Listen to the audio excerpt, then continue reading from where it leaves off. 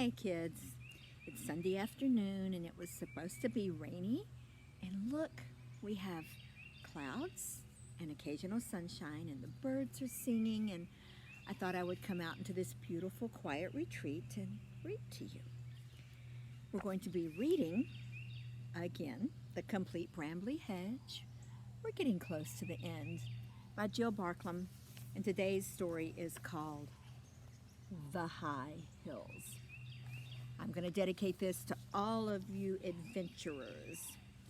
And I must tell you that even though there are birds singing and a breeze blowing, it is Texas, and every now and then you're going to hear gunshots from my neighbor practicing, but that's okay because this is Texas and this is real life. It was the very end of autumn.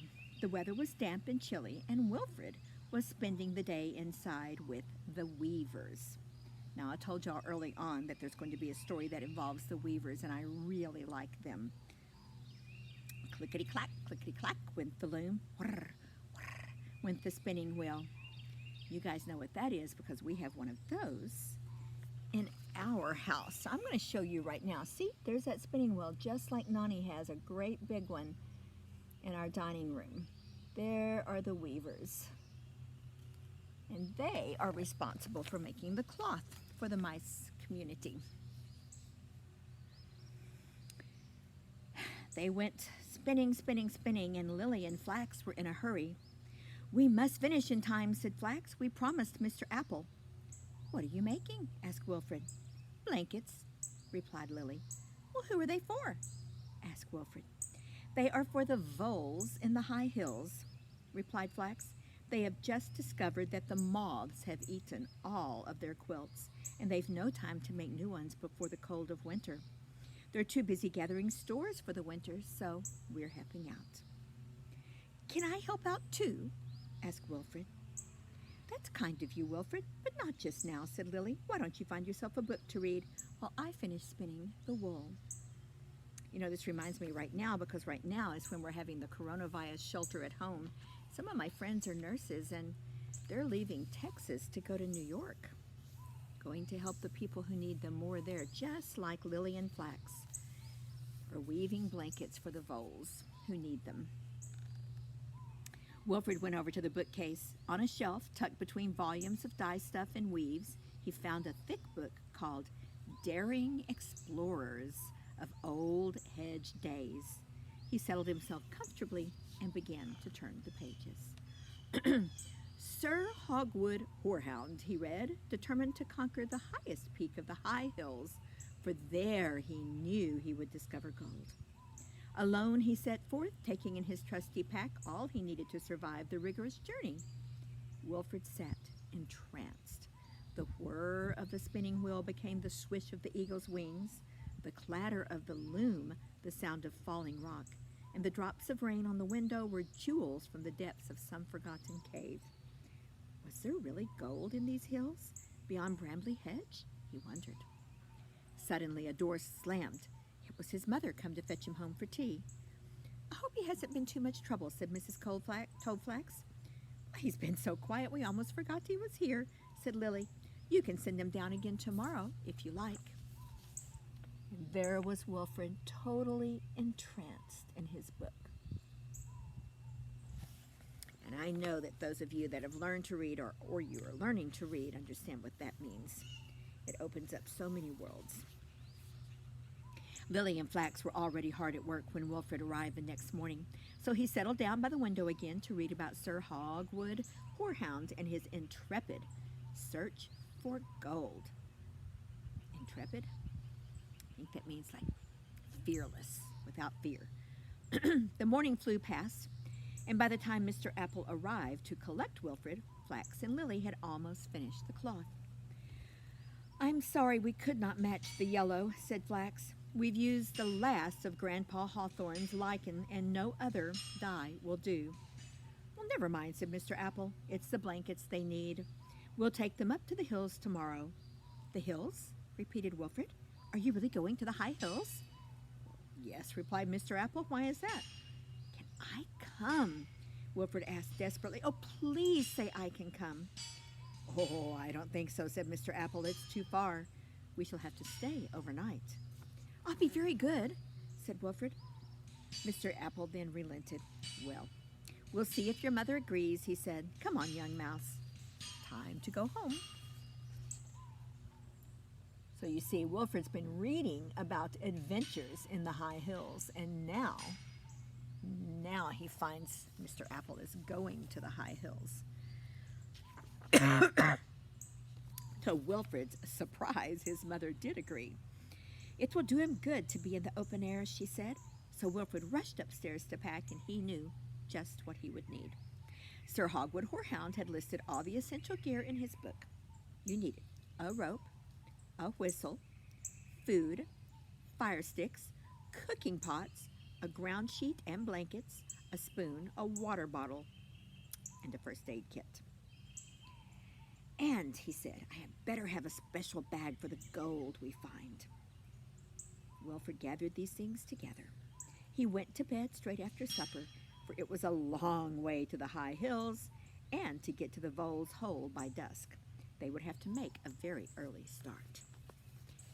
There is all the things that he was pulling together to go in his backpack. The next morning, soon after dawn, Flax, Lily, and Mr. Apple called for Wilfred. They were carrying packs on their backs full of cloth and blankets. They also had honey and cheese and a pudding for the Voles from Mrs. Apple. Wilfred hurried down the stairs. Whatever have you got there? Asked Flax. Oh, it's my essential gear, explained Wilfred. You won't be needing a cooking pot, said Mr. Apple. I've got some sandwiches. But I must take everything, said Wilfred. His lip began to quiver. How can I find gold without my equipment? Well, you'll have to carry it then, said Mr. Apple. We can't manage any more ourselves. There's Wilfred with his great big pack.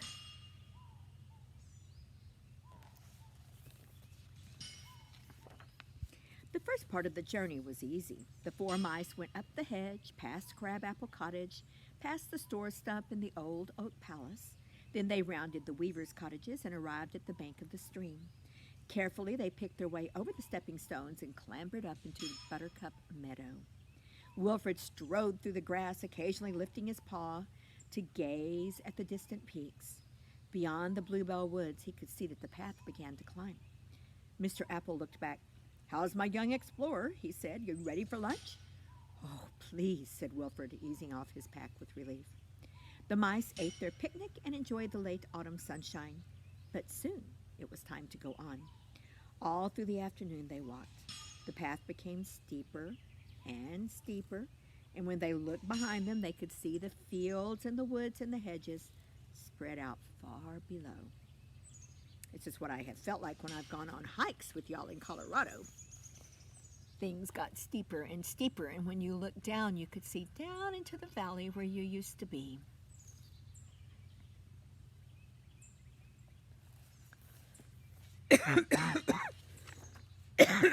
By tea time, it was getting dark and cold, and the hills around them were shrouded in mist. At last, they saw a tiny light shining from a rock beneath an old hawthorn tree. I'm going to show you this picture right now because it's so sweet. They're going up and they're tired and they're cold and they're hungry, and what a joy to see that little light. So do you see them right here? They're climbing up the last of the climb, and there's their destination. The light shining out of the Vole's home. I bet that was so welcoming. Here we are, said Mr. Apple. Knock on the door, Wilfred, will you? An elderly Vole opened it a crack, and when she saw Mr. Apple, she cried, oh, Pip, fancy you climbing all this way, and with your bad leg, too. We couldn't leave you without blankets now, could we? Said Mr. Apple. So the mouse crowded into the cottage, and they were sitting around the fire, drinking hot bilberry soup and resting their weary paws. For Wilfred, the conversation came and went in drifts, and soon he was fast asleep. Someone lifted him gently onto a little bracken bed in the corner, and the next thing he knew was a delicious smell of breakfast sizzling. how nice to fall asleep when you're so tired and you're in a warm and comfy place, and then you wake up to something, probably bacon frying on the range. Wilfred ate heartily. He had oatcakes with rowanberry jelly, and he listened to the voles describing their hard life in the hills. And he was disappointed when Mr. Apple announced it was time to leave. "Can't we explore a bit first?" he begged. "Well, Flax and I have to go back to work," said Lily. "But why don't you two just follow on later?" "Well," relented Mr. Apple, "there are some fine junipers beyond the crag." "And Mrs. Apple loves junipers," said Wilfred quickly. "We'll get her some." So the mice said goodbye to the voles, and Mr. Apple and Wilfred set off up the path. Wilfred ran on ahead and was soon round the crag. When Mr. Apple caught up with him, Wilfred was halfway up the steep face of a rock. "Wilfred!" cried Mr. Apple. "Come down!" "Just a minute!" shouted Wilfred. "I've found something!" So there's Mr. Apple down below, and look here, here's Wilfred, and you can always tell Wilfred he likes red and white stripes. And he's got his pack with his pick and his kettle and everything else he deemed necessary for an adventure. But he's gone on ahead of Mr. Apple. Mr. Apple watched as Wilfred pulled himself up onto the narrow ledge and started scraping at the rock and stuffing something in his pocket. "Look!" cried Wilfred. "I found gold!" "Don't be silly, Wilfred!" shouted Mr. Apple. "That's not gold! Come down at once!" Wilfred looked over the side, and his voice then faltered. I can't come down," he said. "I'm scared." "I think it's easier to go up than down." Mr. Apple was exasperated. "Wait there!" he shouted, and slowly he climbed the steep rocks, carefully placing his paws in the clefts of the stones. The ledge was very narrow. "We'll edge along this way," he said. "Perhaps the two paths will meet, because we certainly can't go down the way we came up." There they are, very carefully making their way along a narrow ledge. As they walked cautiously along the ledge, an ominous mist began to rise from the valley. "Oh, if only we had some rope," said Mr. Apple. "We ought to rope ourselves together." Wilfred put his paw in his pack, and he produced the rope. Mr. Apple tied it carefully around Wilfred's middle and then round his own, and it was just as well, for a few minutes later they were engulfed in a thick white fog. "Turn to the rock face, Wilfred. We'll ease our way along one step at a time," he said. Oh my goodness, look at that.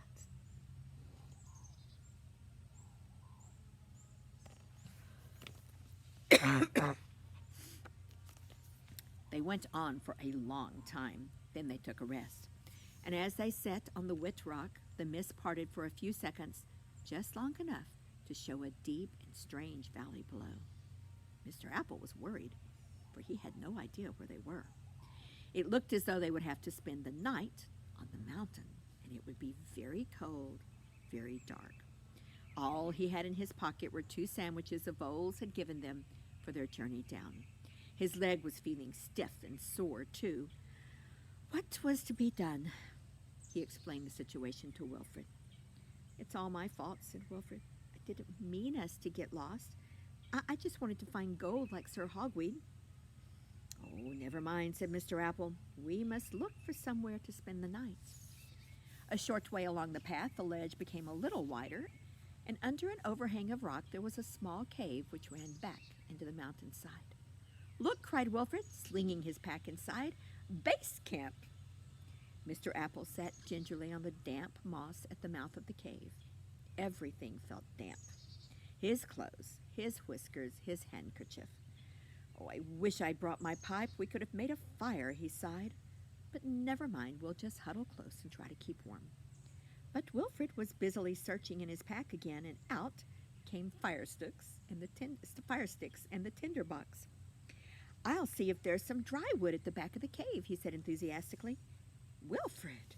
cried Mr. Apple, now in admiration. "You're a real explorer." And there he is, peeping into the cave they found.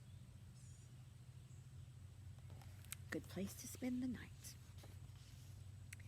Soon they had a cheerful blaze on the ledge outside the cave.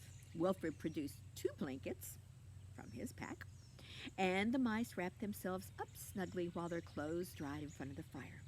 The little kettle he had brought was filled from the water bottle, and proudly Wilfred set out a feast of bread, cheese, and honey cakes. "You know," said Mr. Apple as he settled back against the rock, "I haven't enjoyed a meal so much in years." I'm going to show you the picture now because it's so cozy. All the things they need, wrapped in blankets set by a cozy fire on a cold night. To while away the time, Mr. Apple began to tell Wilfred stories of his adventurous youth, and as they talked, the mist gradually cleared and a starry sky spread out above them. All was quiet but for the murmur of a stream which ran through the valley below, just like a silver ribbon in the moonlight. And warmed by the fire, they became drowsy. They soon fell asleep. The next morning they were woken by sun shining into the cave. "Oh, it's a beautiful day," cried Wilfred, peering over the ledge. "I can see a path down the mountain." Mr. Apple sat up and stretched his leg. It still hurt. "We'll have to go down slowly, I'm afraid," he said. "Is it your leg?" said Wilfred. "I can help." He brought out a jar of comfrey ointment from his first aid kit. Then they packed up and set off down the path. Mr. Apple did the best he could, but his leg was very painful. He managed to get as far as the stream, but then he stopped. And there's Wilfred, putting the ointment on Mr. Apple.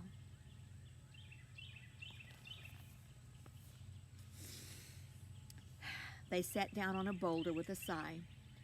Mr. Apple said, "I can't go any further. What are we to do?"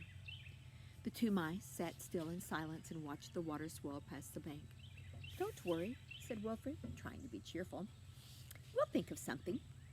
And then suddenly he jumped up. "I've got it!" he cried excitedly. "We will sail down the stream." He ran to the bank with his ice axe. He hooked some large sticks that had caught behind a rock in the water, and using his rope again, he slashed them together and made a raft. "Come on," said Wilfred. "We will shoot the rapids." And there he is, using the tools that he had, the things by the meadow, by the stream, to make a raft. "Are you sure this is a good idea?" said Mr. Apple.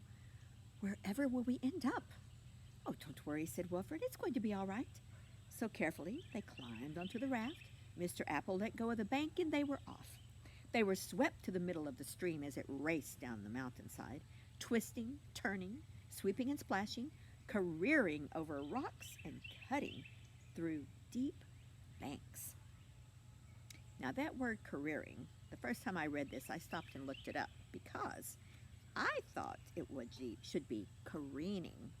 And I found out that I think the English use the word career, and we Americans say careen, but it means the same thing. It just means rushing wildly without a lot of control. And there they are in the stream. You can see that. Yeah, a little spooky for something as small as a mouse.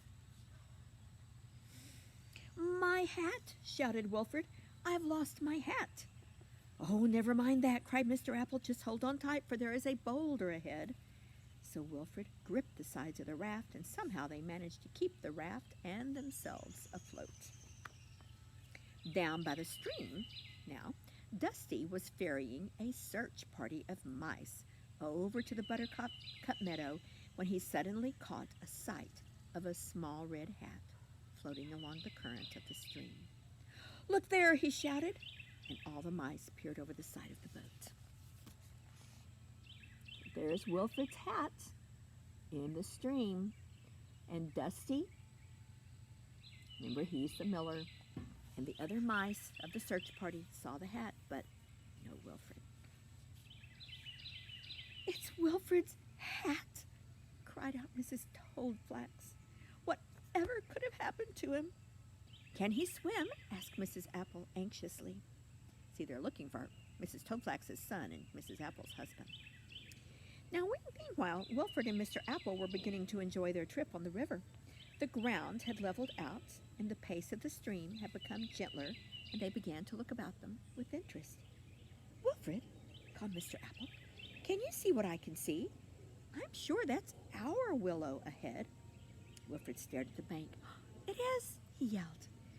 "And there's the old oak palace and the hornbeam. Why, this is our stream." They rounded the bend, and then they saw Brambly Hedge mice climbing out of Dusty's boat. And at the very same moment, Mrs. Apple looked up and cried, "Look! Look, there they are!" And the mice turned in amazement, for the raft was almost abreast of them. "Quick!" shouted Dusty. "Catch hold of this rope, and I will haul you to shore." And there's Dusty throwing the rope, and you can barely see Wilfred's arms reaching out to catch it. As the two mice clambered out of the raft and up onto the bank, they all hugged each other. "Oh, Wilfred, you're safe," cried Mrs. Toadflax. "Oh, my dear, what has happened to your leg?" said Mrs. Apple. And then Lord Woodmouse took charge. "Come on, everyone," he said. "Let's get these travelers home and dry. Then we can hear their full story." The mice made their way along the hedgerow to the hornbeam tree, and soon everyone was sitting about the fire, eating cake and drinking acorn coffee. "Now, tell us exactly what happened," urged Flax. "Well, it was my fault," explained Wilfred again. "I was looking for gold, and I got stuck. Mr. Apple had to rescue me. Then we got lost, and Mr. Apple's leg hurt so much we had to come back on a raft." "Did you find any gold?" interrupted Primrose. "No, only this silly old dust," said Wilfred, pulling the bag out of his pocket. But Flax and Lily gasped. "Wilfred, that's not dust. That's Grandpa Blackthorn's lichen. It's very rare. You are clever. Wherever did you find it?" Now, kids, you see lichen all the time. That's that green stuff that grows on the rocks around Nani's house. Well, this was gold and yellow, and that's what they used to make the dye for their blankets, but they had run out and they didn't know where to find any more. Primrose ran to fetch some paper, and Wilfred proudly drew a map so that they could all find the place again. "And when you go, you shall come with us," Wilfred promised Lily. And there they all are, listening to Wilfred's story. See, there he is pouring the dust. You see him right here in the center with his red and white stripe. Ooh, I can barely point. Right up there. He's pouring out the dust out of his bag, not knowing that it was a better kind of gold that he had found. Mr. Apple was tired, and soon he and Mrs. Apple went home to Crab Apple Cottage, and one by one the visitors drifted away. It was time for this explorer to go to bed. Wilfred followed his mother upstairs. "What adventures," she said, washing his face and his paws, helping him take off his muddy dungarees. That's like his overalls or his pants. Wilfred climbed into bed. As his mother tucked him in, he thought of his night beneath the stars. Snuggling down under his warm blankets, he was soon fast asleep. There he is in the comfort of his house, getting ready for bed. I think, like most of us explorers, we might like exploring, but we always like to have home to come home to. That's what they have in Brambly Hedge. I love you, kids. I will read again tomorrow. Bye. Be safe.